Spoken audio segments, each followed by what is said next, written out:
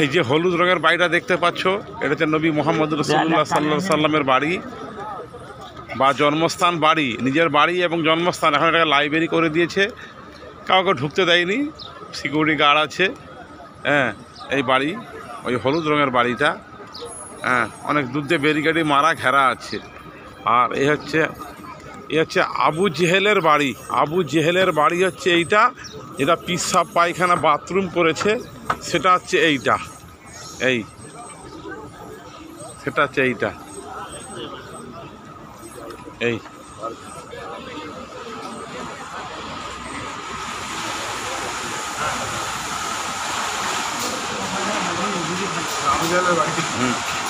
আবু জেহেলের বাড়ি। পিসাব পায়খানা করছে সবাই, পুজো করতেছে সকলে এখানে। হ্যাঁ, এটা আবু জেহেলের বাড়ি।